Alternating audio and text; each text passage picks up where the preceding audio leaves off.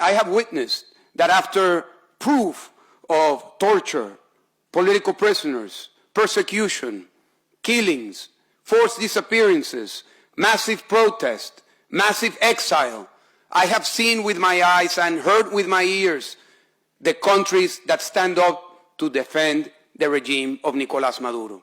I have seen Iran, China, Eritrea, Zimbabwe, Uganda, North Korea, going one after the other, just supporting the atrocities committed by the regime of Nicolás Maduro. And it's like an orchestra.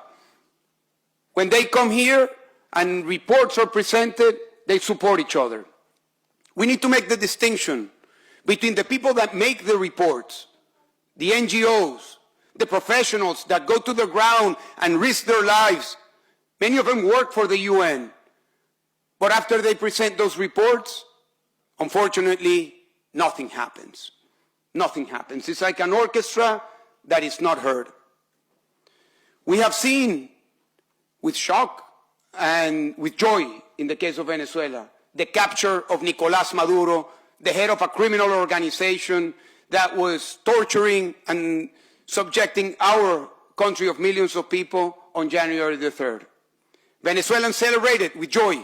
More than 80% of the Venezuelan people celebrated the capture of Nicolás Maduro. But very early, we started to hear some objections. Objections with words that become common in these halls. Objections saying that what was done capturing a criminal responsible for thousands of people being killed, disappearances, thousands of people being sent to prison, massive exile, saying that his capture was a war crime. We also heard objections saying that what happened in Venezuela was a violation of sovereignty. A violation of sovereignty in a country that a year and a half ago celebrated the most sacred of all sovereignties, which is the sovereignty of the people. It's bewildering to hear people talk about sovereignty of a dictator and not defending the sovereignty of the people that voted, and we were able to prove that those were the results, and then they defend the stability of the dictator. We have heard claims about international law. People nervous about breaking the international law because of the capture of a dictator, of a criminal. The international law that did not support millions of Venezuelans while they were being victims of the crimes committed by Nicolás Maduro and his regime. So unfortunately, this international structure, these international laws, these international and multilateral buildings are not delivering to the people. They are certainly not delivering to the voices sitting here in this room today. And we have heard once and again from one country to the other that we are frustrated because it's only words, it's only paper, it's only tears, but no action. The world requires action. And we got action in Venezuela. And we celebrate that action. We celebrate the action led by the United States. And let me tell you something that might be shocking to many. More than 60% of the people in Latin America, not Venezuela, of Latin America, celebrate the capture of Nicolás Maduro. So something is happening. Something is happening. Maybe people are not listening, but the people that maybe 10 or 20 or 30 years ago had flags against the United States, today they were celebrating that Nicolás Maduro was captured. Iranians celebrated. I was in a call that day with my friend Bobi Wine. He was in the middle of an election. He called me. He was in his rally. And he said, let's go live. We went live. And he was saying in his rally, the same way Maduro left, Museveni is going to live. But what was the fate of Bobi Wine? The same fate that we had in Venezuela. He won the election, and the election was stolen. And we can go over and over with many of the other cases. But let me go back to Venezuela. Many people ask us, how are things in Venezuela? Simple, much better than they were on January the 2nd. Much better than they were on January the 2nd.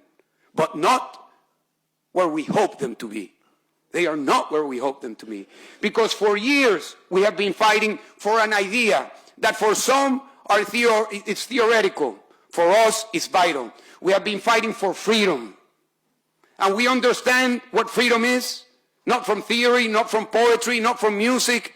We learned what freedom is. I myself did when I was in a solitary confinement cell for 4 years and condemned to confinement for 7 years. And I understood that freedom is not one thing. Freedom is the sum of many things. Freedom is the possibility to do what I'm doing today that I cannot do in my country, to speak. Freedom is the possibility to move around.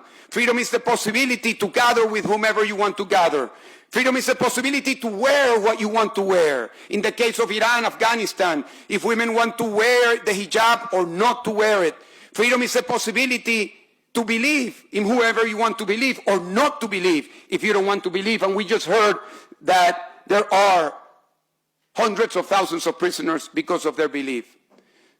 And freedom cannot happen without democracy. And democracy cannot happen without elections.